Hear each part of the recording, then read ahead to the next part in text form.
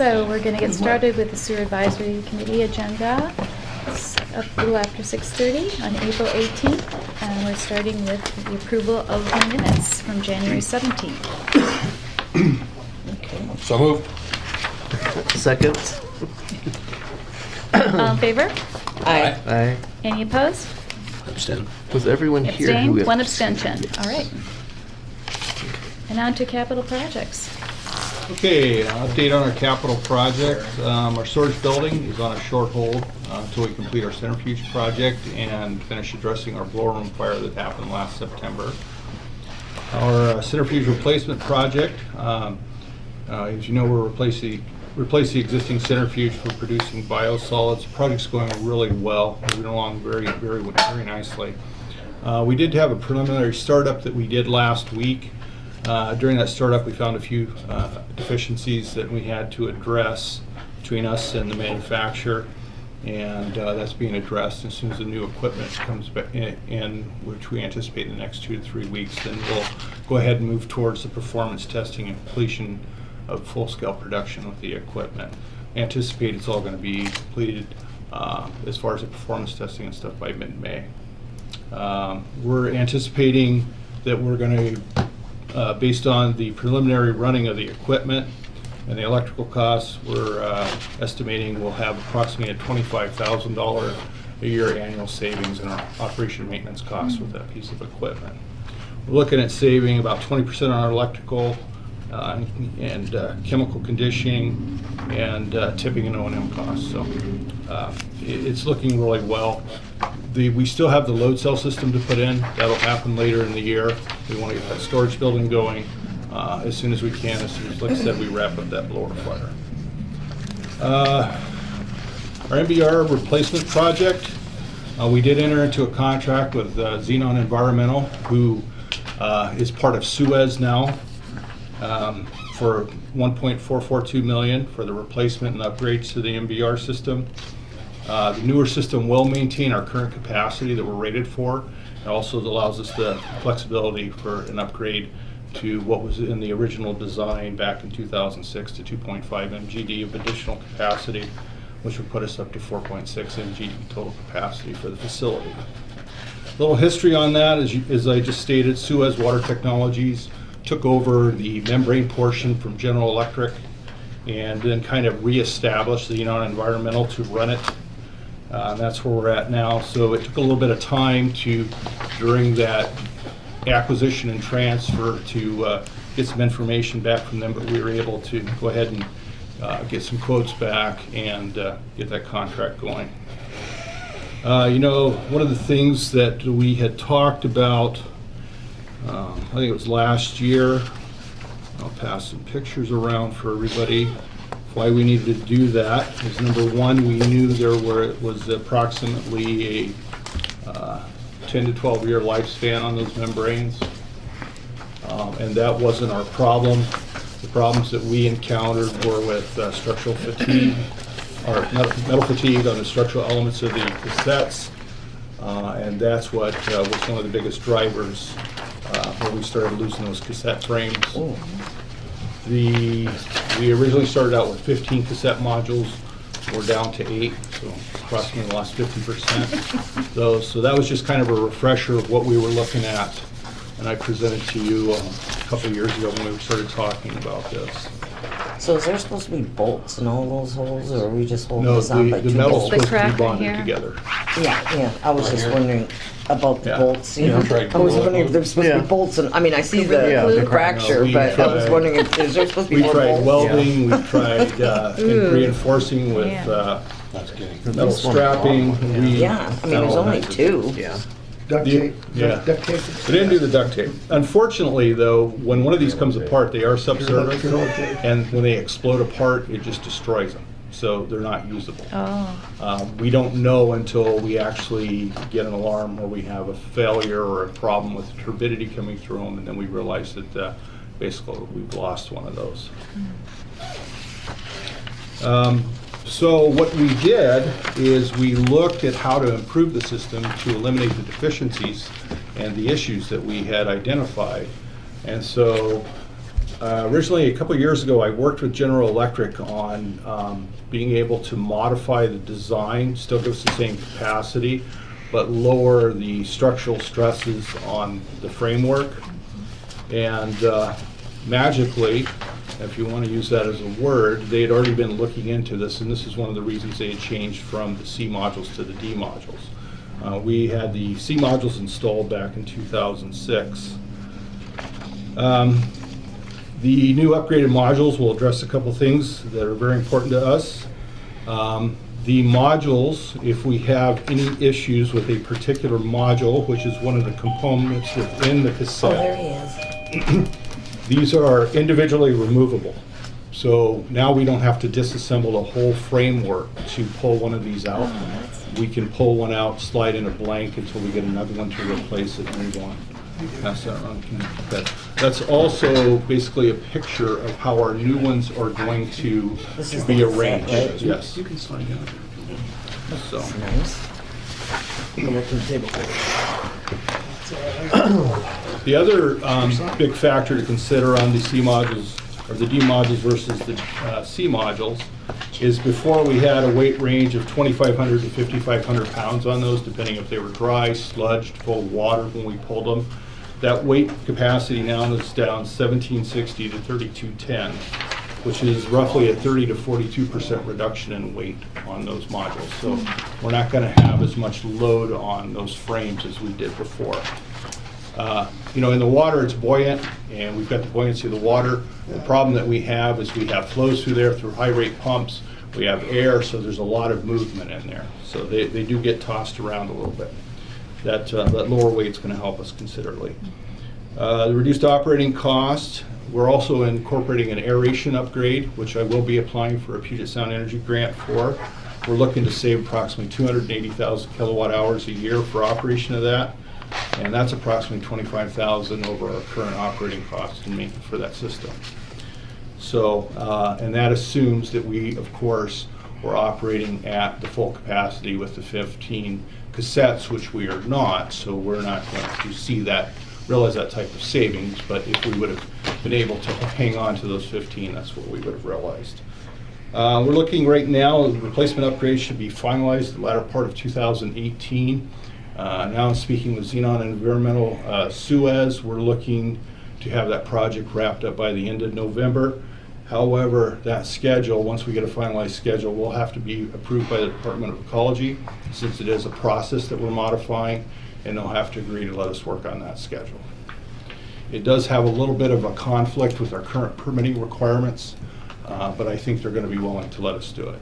Those requirements are that they require any type of major modification or maintenance type items to be done during low flow periods. November is kind of that tipping point when the flows start to pick up. Historically, our high flow periods at this facility are December, January, February. So I think we're going to be fine. Now the blower room fire. Well, that's been coming along real well, and staff have a couple minor items to complete in there. We're still waiting for a few pieces of equipment to show up. When I say minor items, we're waiting for replacement little door latches, we're waiting for a paint code to do some touch-up painting, those type of things. A couple of position indicators and some actuated valves. Nothing really major. Restoration is almost complete. We did have the new blower installed, and that went online last week and was performance tested. So it's been on, like, tomorrow will be 1 week since it's been online. We anticipate we're going to close that project out by the end of May, and we're looking at a final cost of approximately $530,000 for that replacement, of which this facility is obligated for a $25,000 deductible on that. Part of that deductible is going to be defrayed by the work the staff has done and the materials and equipment that we purchased and installed. So 25,000, not 25%. 25%. 25,000. That would be So that would be good. That would be terrible if it was 25%. Yeah. So that concludes my report on those projects. Any questions? Yeah, the insurance pool provides a few, the insurance pool that we're part of, which is is run through the Washington Association of Sewer and Water Districts, has 3 levels of deductibles, 5,000, 10,000, and then they added a $25,000 deductible. Okay. Marina lift station update. To me? Everybody's looking We're going, around like, okay, who sure. has it? Who wants to jump on that one? So, since the last time we met, I think we had just advertised, we're about to advertise for the design. Since that time, we have selected RH2 Engineering, and I think last week, Thomas Hunter and I sat down and was 2 weeks basically, ago. was it 2 weeks now? So Time be it. flies. So we sat down to kind of do our first scoping meeting. We know there's still a lot of unknowns that we're working with, but we'll probably meet one more time before we enter a contract or have a scoping fee in front of us. But we're hoping by the end of May we'll be under contract. We're still targeting, we're hoping for design early next year. And the design changed a bit too. We were originally when we advertised, weren't we looking to get to ad ready in one contract? But I think we're at this point, aren't we going to like a 70% design development? Yeah, I think it'll be phased. And then we'll come back and then go from there and then finalize. I think there'll be a major deliverable milestone at about 70%, so that we can get our hands around all these other ancillary issues that are still swirling.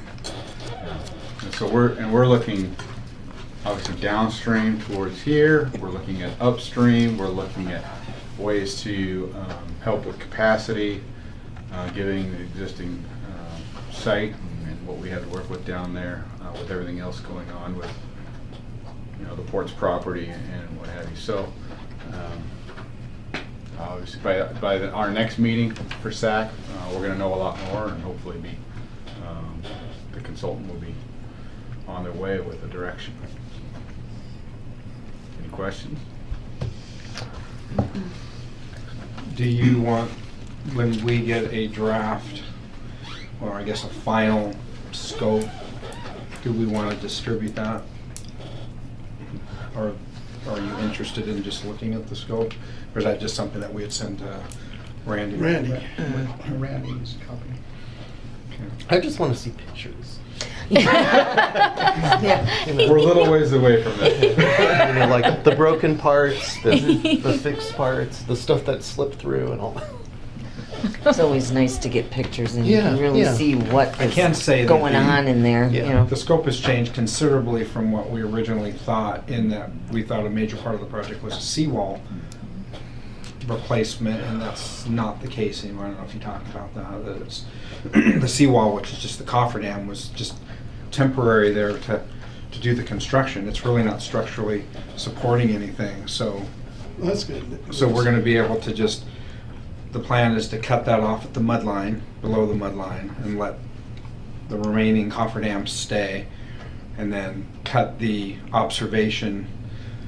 observatory walls down to like a 3-foot height, and just basically build a seat wall and make that kind of a picnic observation area, but use that existing structure that used to be the treatment facility. So we're losing the observation deck. We are. You're losing the The elevated height observation of the deck. observation deck. Mm-hmm. But we'll get it You're cut getting a down picnic area. to then it can just be in essence, a concrete picnic area or observation area. And the main reason for that is the expense of trying to make it accessible Right. for handicap. We would have had to have had a lift or something in there, Mhm. and that's beyond what we can Well, afford. we're reducing weight, And that too. so Mhm. Of course, So we're just the trying to- important things like that. There's no Right, reason- right, right. The real important things, The yeah. engineering aspect. there's Yeah. no reason to remove it. So we're going to reuse it as part of the overall improvement to the aesthetics in the area, but remove the liability. Right, yeah. Kind of Good sad. idea. I like it up there. But, It's a place for people to hide though at night. I know. I lived down there on my boat for a year and it was very problematic.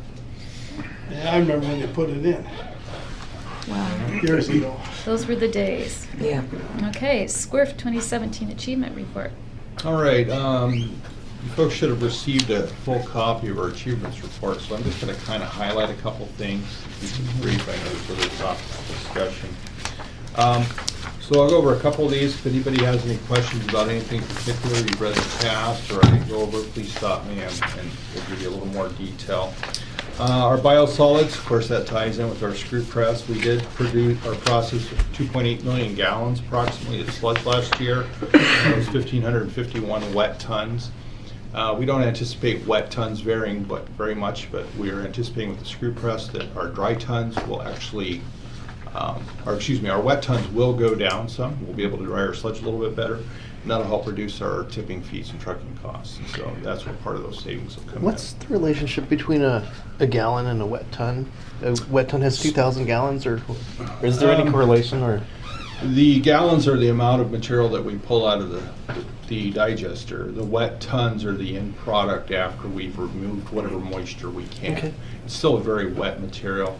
It's approximately 82% moisture content. Ray, before you go on, because I know Jay's new to this, is maybe just a kind of a brief introduction. We at the utility district do biennial budgets, and we do what's called program budgeting. Right.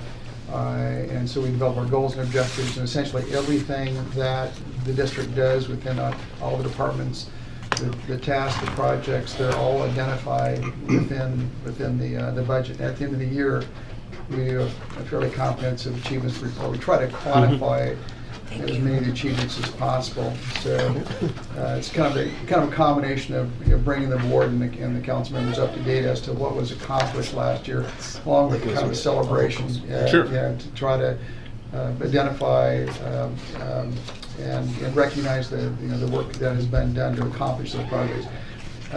We're now in the second year of our biennial budget. We have a 2017-18 budget, and so some projects have been shifted over into 2018. But it's kind of just a brief overview of what we're doing. Okay. Thank you. Yeah, so the wet tons, Fred, are the end product. that hit us for the bill. Okay. So we're trying to knock those down as much as we can. Our permit, everything went well with our biosolids and our NPDES permit. We did get a new ecology permit manager that we've been working with. The last one we had was there about 2 years. He seems like he's a really good guy to work with. Also, we did a little work last year, but it's coming crunch time. We are due for our 5-year annual permit renewal, and all those documents have to be in by June. Currently working on those, and things are going well.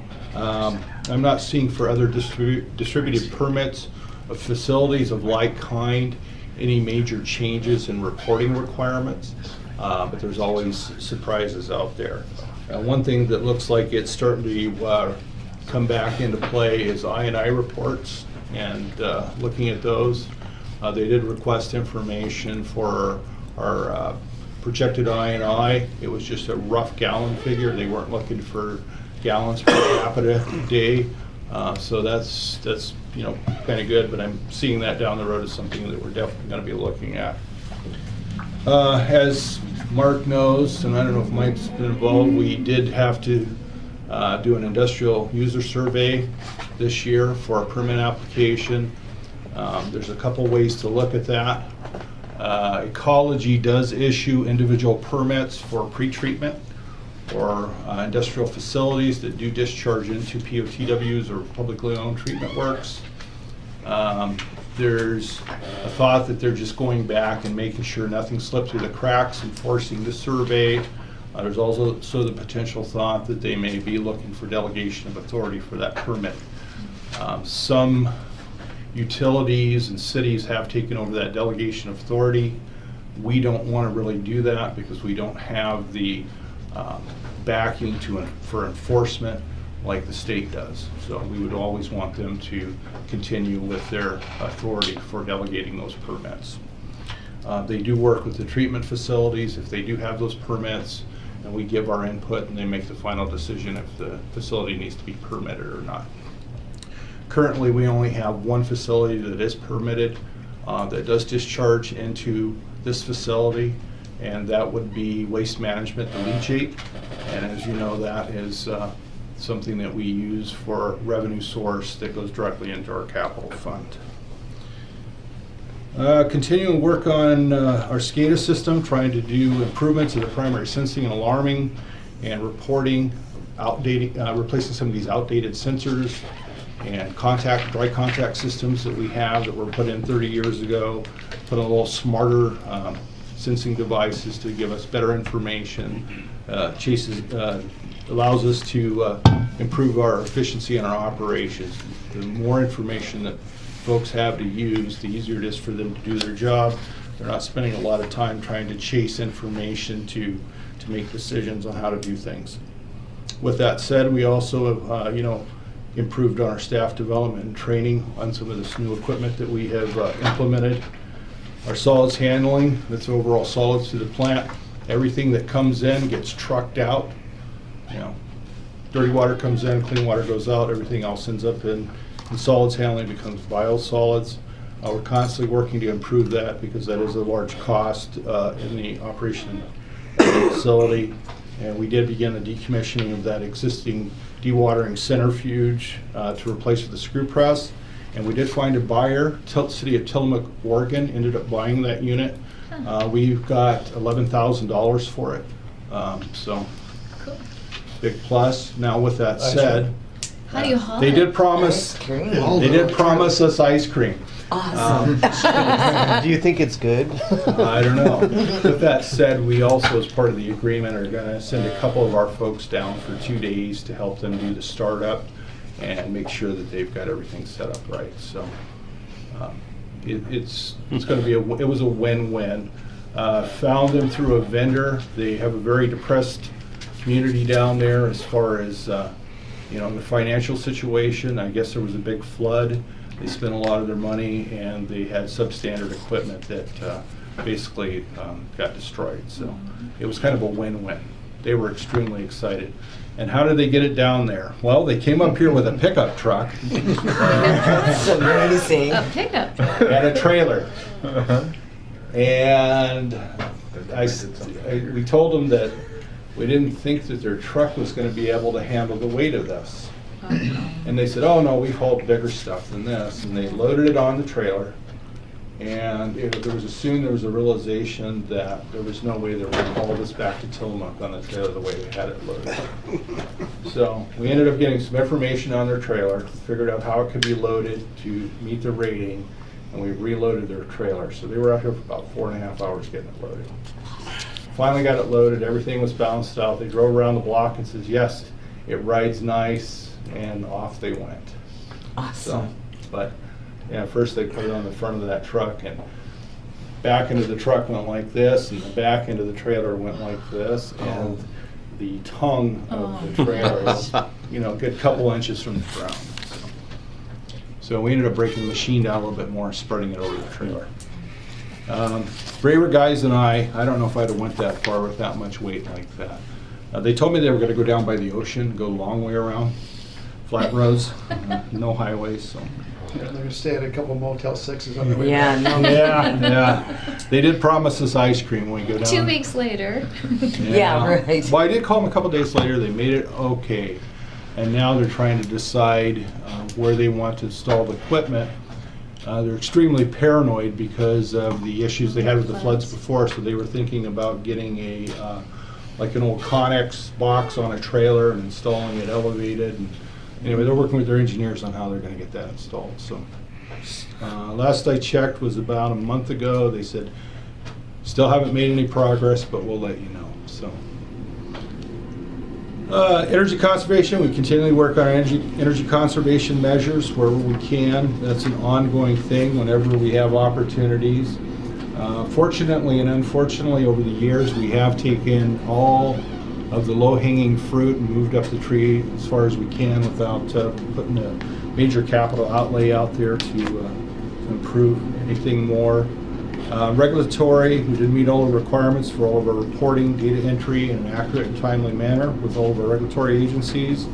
And we completed our expanded effluent testing that we've been doing over the years. We're glad to get that over and done with. We did get our accreditation reissued by Ecology in 2017 without any provisional requirements. Kind of sounds like just kind of a blanket statement. The City of Bremerton ended up with provisional requirements on their laboratory accreditation, which meant they had to take their samples that they report, pay an outside third-party lab to split those samples and report to verify. So that provisional requirement on anything is very important to avoid. Lots of money. Lots of money. MBR, we talked a little bit about that. You know, we're doing whatever we can to extend the life of what we have. We are down to 8 cassettes now. Operations and maintenance, we continue to establish programs to work and increase our process efficiencies and optimization. That is an ongoing thing that we will continually do.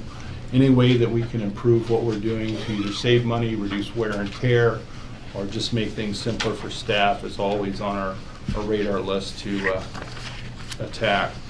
Continue cross-training with the staff to provide versatility and staff and additional on-site support. If you recall last year, year before, we, with assistance of the general manager, we kind of restructured how we did things around here. We didn't have a maintenance department and operations department. We blended the two and did a lot of cross-training. Gives us a lot more versatility, gives staff a lot more inside support, and it's really worked out well. It's also gave the staff a lot of challenges to learn more and just be a better asset overall for the facility. You guys, as with all things new is always different, but after a couple months, it's really interesting because they, coming into it this year, I've got a lot of people that are just driving to get information because there's just so much out there, and they found that there's this big world that you can never know everything, and there's so much to know. And so they really, really work hard at expanding their personal self and their professional to gain more knowledge. Leachate, we did receive 1.56 million gallons of leachate last year, and that was received revenue of $97,900 that does go into our SCORF capital fund. And as you know, that goes directly into our capital fund for this facility. Capital outlays, a couple things that we did last year. We did take our 1984 grip pumps, pull them apart and rehab those, put some new motors on, change the and the speeds on those to increase the efficiency on those. Apparently they were off-the-shelf pumps, and nobody had ever taken the time to make sure that they were in their efficiency curve. So we know that we're probably saving a little electricity on those. Replaced our composite samplers in the plant to try to give us a little more accurate insight as to what's coming in the plant. We had very old composite samplers, have been here for 20 years. One of the driving forces for those was they appeared to work fine, and we got good samples out of them. Parts were becoming obsolete and very expensive to get. Replaced the old orange slug, we like to call it, the dump truck the city had for years for plowing snow. And we did get a Dodge, 2017 Dodge dump that doesn't require a CDL, so that it really opened it up for any of the staff to be able to take it and use that vehicle. Instrumentation upgrades, there again we have an ongoing program for acquiring and installing primary sensing devices. Storage building, even though it's on hold, last year we did get the reinforcing steel in. We were able to pour the slab and finish the building drains and structural backfill, and we did have the CMU wall installed. We also replaced our dissolved oxygen sensors and transmitters. We had gotten those on a PSE grant back in, I think it was 2003, and so they had about a 10 to 12 year life, and they were starting to show signs of a high maintenance cost. So we were able to work out a fairly good price with the manufacturer, and got about a 30% discount off of what we were previously quoted. So we were below budget on what we had first thought was going to be our capital outlay. We relamped all of our motor control centers. This is another thing to save time. When we have certain rooms that have what are called motor control centers, and they have indicator lights on them. And as different engineering companies have came in, they've all had their own ideas as to what color run was and what color off was. So we had red, green, and white. We standardized all those. An operator can walk in a room, turn off the lights, and see all the equipment is either in a run, or if there's a fault condition, they can see it right away. We did these with LEDs, so they were brighter. Some of you guys would have to go up there and put their hands over and be able to see the little single element lights. So that was a big plus for our folks. So what is the Green? colors? Green Well, is we go. still have two. Two what? Green is good to go. Red is run. Unless you're over on one part and then red is stop and green is go. There's some PLCs we can't change because they're proprietary, and that has to do with Xenon. When they come into the reprogram, we're going to ask them if they can change the color codes on their run statuses so that we can at least get those to a common.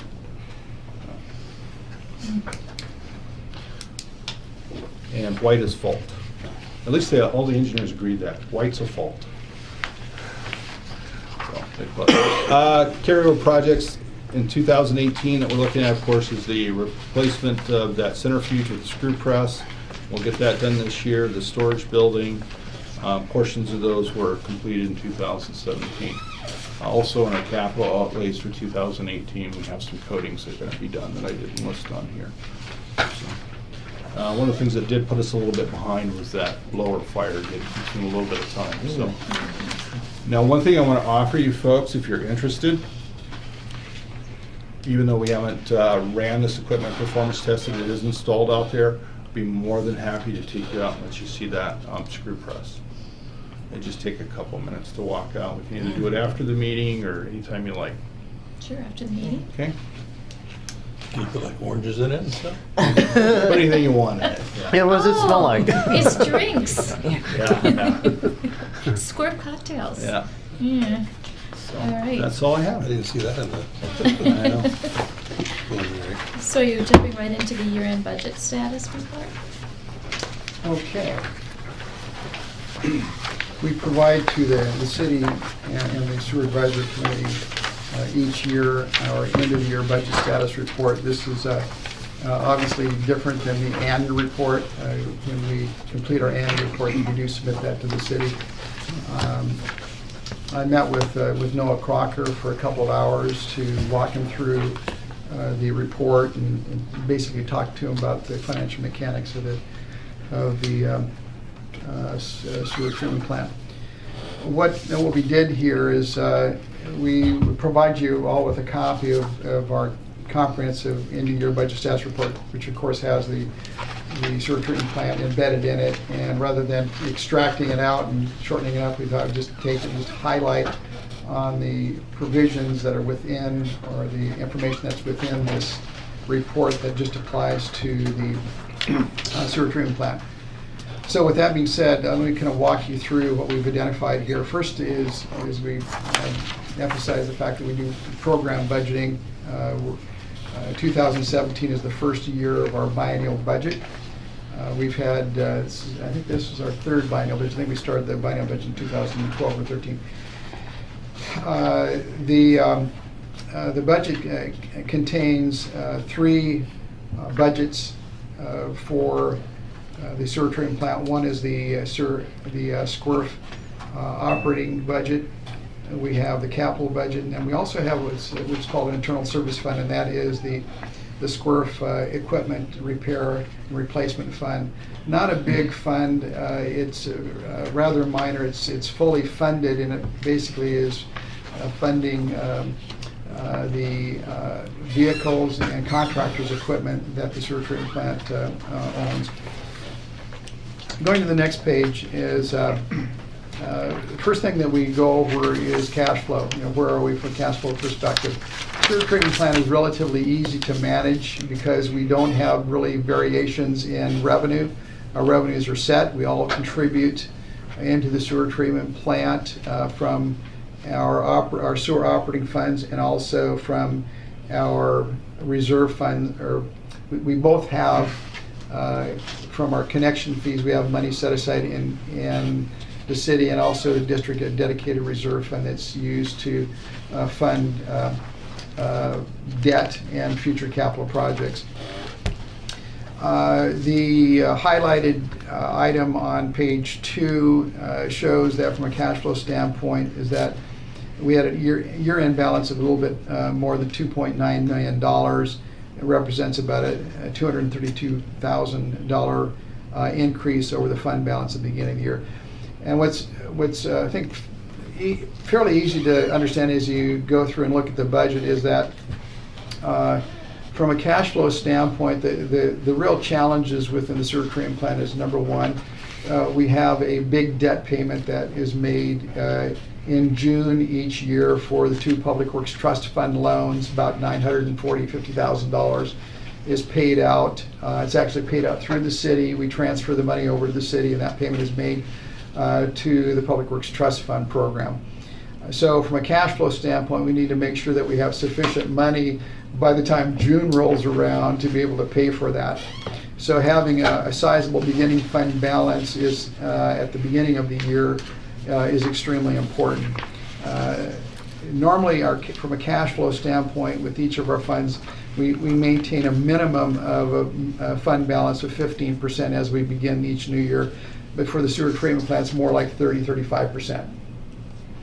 The other component is capital projects. Is when you see at the end of the year a larger carryover in fund balances, because generally a capital project isn't completed during the year and it's shifting over into the next year.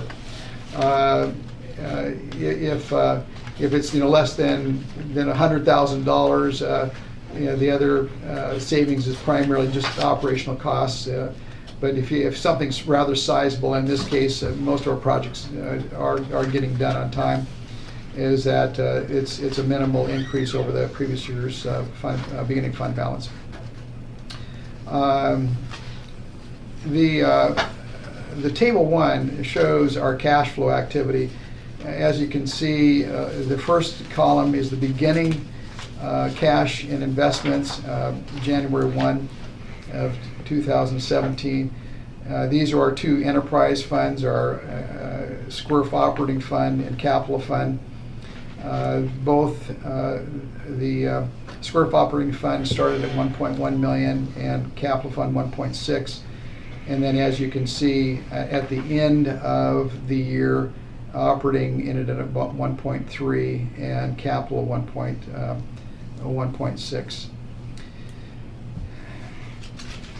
So from a cash flow standpoint, we're in good shape, and again, fairly easy to manage because our revenues are already set.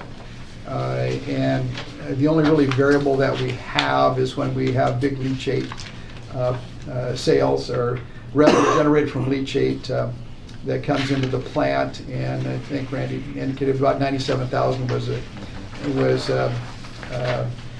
in extra revenue was obtained last year, and that goes right into our capital fund. We like those sales because it just puts less of a financial burden on us to pay for capital projects. So it's a nice little bonus.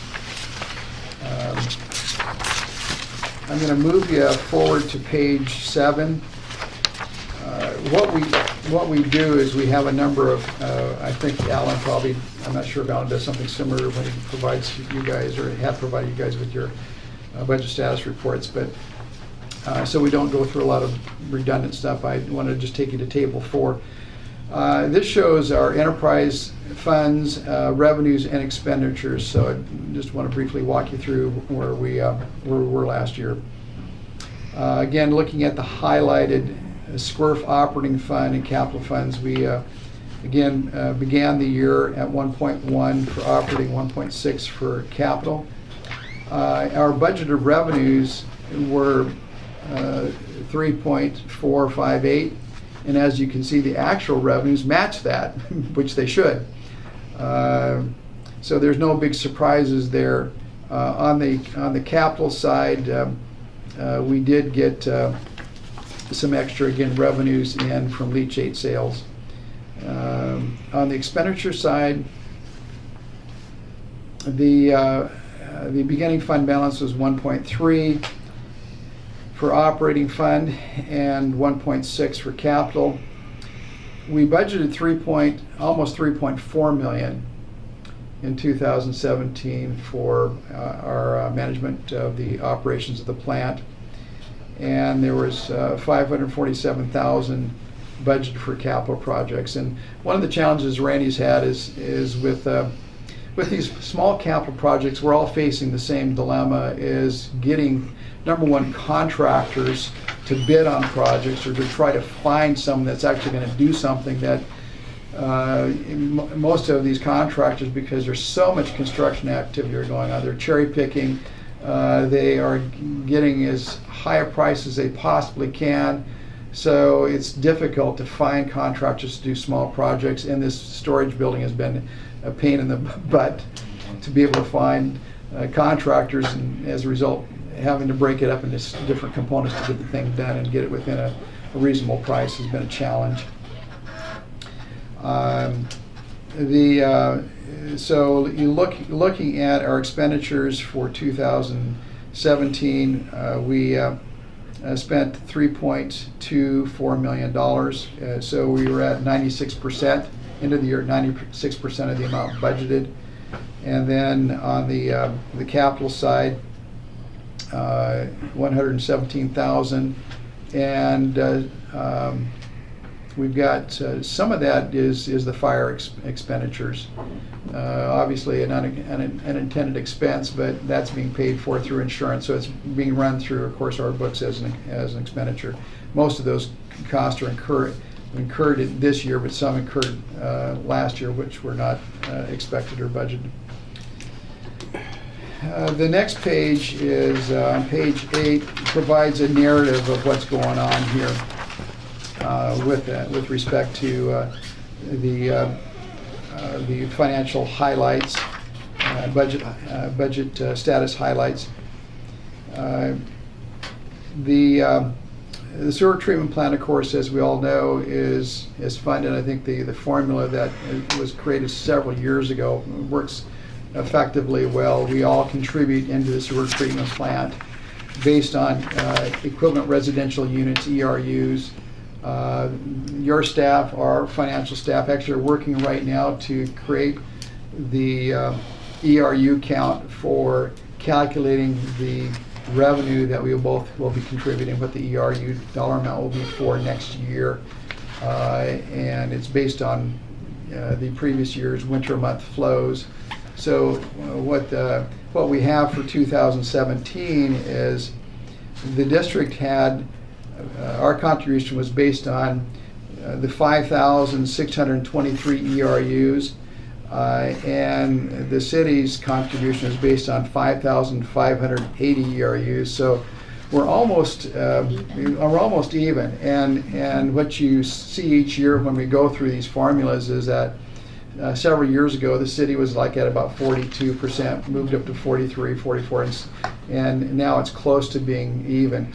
A lot more development activity over the last 10 years have occurred in the city than inside the boundaries of the sewer, the utility district.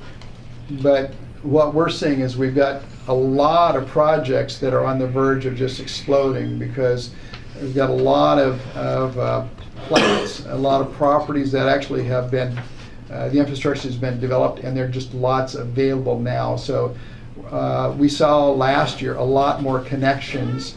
The previous 9 years, looking at the last 10 years of recovering from this, from the recession, is we're now seeing last year was the first big year of recovery from the recession for us. So this year should be a huge year, and we expect that the next 5 years will be the same. So what that does is it provides more revenue from the general facility charges from the development community, which should be paying for any enhanced capacity to this plant, which was and has been paid for by the current ratepayers when the plant was modified and expanded in capacity several years, 14 years ago. Well, we used 3 million, Yeah. 4 million almost, Yeah, but from growth, yeah. to keep the price down. So as a result, the formula that is being used is $23.50 per ERU that's being contributed. So where we're both at is we're both contributing about $1.6 million each year toward the operation of the sewer treatment plant. Just for ERUs, Metro is $42 a month. Yeah, So that's a huge increase over what we're doing. yeah. So they should be doing better because of the size of them, because they have every city, every district, sewer district, every, but when you look at the ERUs, because I asked somebody the other day how much they pay per ERU for the treatment alone, and it's $42. Wow. Yeah. So, I think we're getting a good deal for what we have here. I think we got a good, and we're maintaining things, so, unlike Metro. It was a year ago or so that rate went up from 21 something? Was that a year ago, 2 years Yeah. ago? It went up last year. It's over the last 7 years. It's gone up from that to where we are now. It's gone up 50 cents, $1. But not bad There was one year where it didn't considering go up at all. And everything, Yeah. But the- We will have at the next board meeting in July the calculation for what our projection is going to be for the ERU rate for next year. But within that, it also has the history. It's about a 12, 14-year history of what the ERU counts are and what the rates were. So we'll kind of walk you through the status of the changes over the years at that time. Wastewater treatment plant combined operating capital collected $4.1 million in revenue, and we incurred about $3.9 million in expenses. As a result, that's why the cash flow went up by about $230,000. The other big issue is debt, as we all know. The ratepayers and a little bit of money that we're generating from general facility charges are going to help pay for that debt. We've over the years Alan and I have had conversations about how we can take money, a little bit more money out of our treatment plant general facility charge funds that we both maintain, and add a little bit more each year into that. And we're at a point where we've pretty much had been exhausting that fund, so it's dropped down to about $200,000 that we had to drop it down to. But as we get more connection fees in, the more responsibility we can place on the development community through these general facility charges to pay down that debt and less on the ratepayers. That's supposed to retire in 2020 and 2024? Yes, yeah, we've got exactly 2022 and 2024. And the big one's the first one. Yeah. So So, that's 10 mil. Right. Of the total amount that we have, we've allocated about $940,000 toward debt, and that comprises about 29% of our entire operating budget. So it's a big chunk that goes to pay for debt. And then we also do at mid-year we did about $405,000 worth of transfers. Transfers are monies that go from the operating fund into the capital fund, and also money that goes into his ER&R fund for capital replacement of vehicles and contractors' equipment. And last bullet is of the $638,000 that was expended. Of the $929,000 appropriated out of the capital fund, and again, that's having some projects that are carried over into next year. As Randy mentioned, the storage building is being pushed over. We're going to finish up on some other projects, the dewatering equipment. And of course, the big project for 2018 is the MBR. That's a huge project. Moving to page 9, at the bottom of the page, there's our ER&R fund. This fund was created in 2012. And again, even though it's not a big fund, what it does by having an ER&R fund, it provides annual stability in how much money is being paid out to replace contractors' equipment and vehicles. If you don't have one, such as in the sewer operating fund, if you have to replace a Vector truck and you're spending $800,000, $900,000, or if you're Wipes out our fund. if you're in a city and you don't have money to pay $1.5 million to replace a fire ladder truck, it can have a huge impact on your operating budget. So we only have about $200,000 of contractor equipment, so it's not a real big deal. Not a lot of vehicles or contractors' equipment that is being paid for. In 2017, however, we did have a new dump truck that was had been budgeted in 2016, but actually carried over into 2017. We expended $48,000 to purchase that vehicle. And that was a new truck or used? Brand new. Brand new? Yeah, but the brakes failed the first. Oh, what a swell truck. The brakes? Then the brakes fell and we ran into some. Or was that the one up there? At the No, that was at the one. Ford that was purchased Yeah. 6 years ago, 7 years ago. Oh, 7 years. Yeah. But I remember that Yeah. it was brand new. No, brakes ain't new. I don't know why they keep changing stuff. I mean, especially the safety equipment like brakes. And the next item is reserve fund. This is our reserve fund. You also have one that's similar in your budget, and essentially, as kind of an overview of how I assume the city does the same, is that when we have someone connect to our sewer system and pay the $7,000, $7,500 to connect, essentially about half of it is a sewer capital, goes into a sewer capital fund, and that's to pay for our sewer capital costs. The other component is the sewer treatment plant capital component. That goes directly in here, and it's essentially an internally restricted fund that can only be used to pay for transfers out of this fund to the sewer treatment plant. And essentially, that money is available to pay down debt and to pay for future capital projects. And what Randy has worked on, he and I have sat down with the board, and we've got a 20-year capital plan. And this is extremely important for discussion. We've talked about it before, and for future discussion, is that what tends to happen with a lot of sewer treatment plants is that they pay for ongoing projects, but when it becomes time where the plant reaches its operational hydraulic capacity, then all of a sudden you're stuck unless there's been money set aside to pay for that plant expansion because of growth. Happened in Gig Harbor. I'm not sure what they did with the monies that we had already allocated for the plant expansion over there. But the expectation is that in about 20 years, this plant's going to need to be expanded in capacity.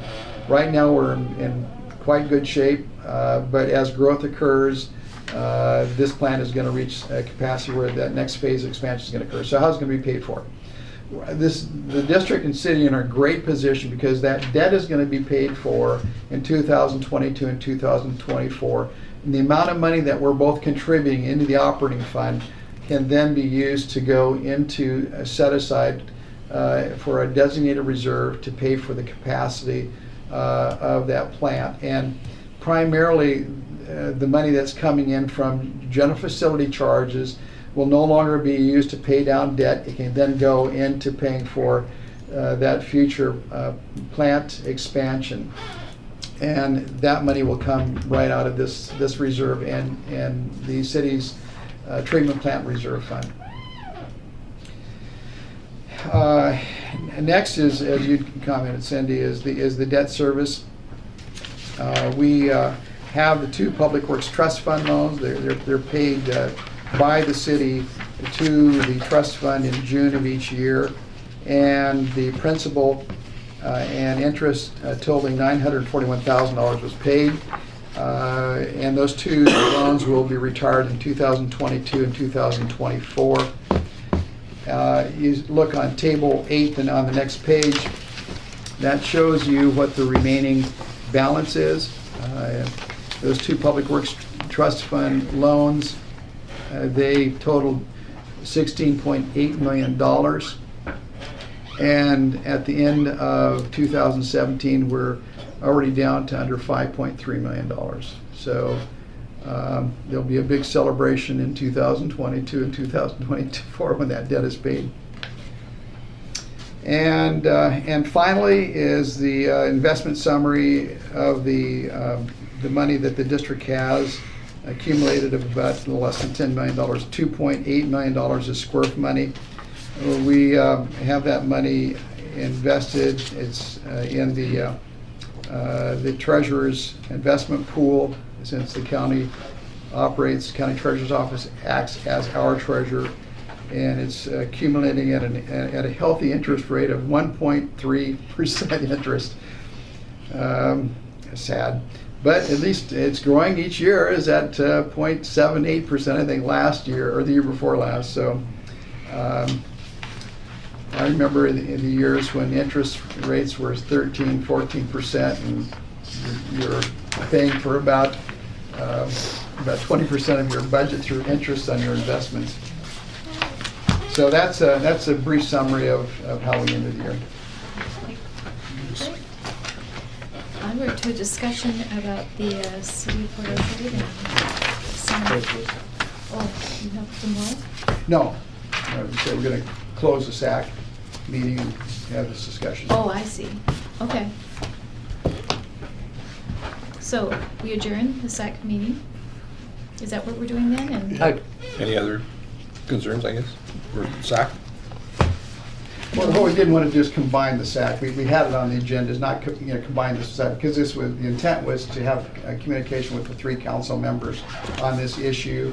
And so it's not part of the SAC? Yeah, the 3 of you are council really a members, SAC so it's not a SAC issue. So we Okay. just want to make sure that's separate from that. Oh, okay.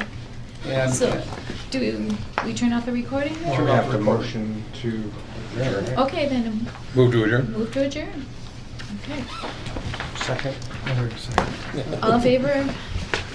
Yes, we're Aye. done. Oh, and actually, just before we end with that, our next meeting will be July 18th, 6:30. And I guess it's here again.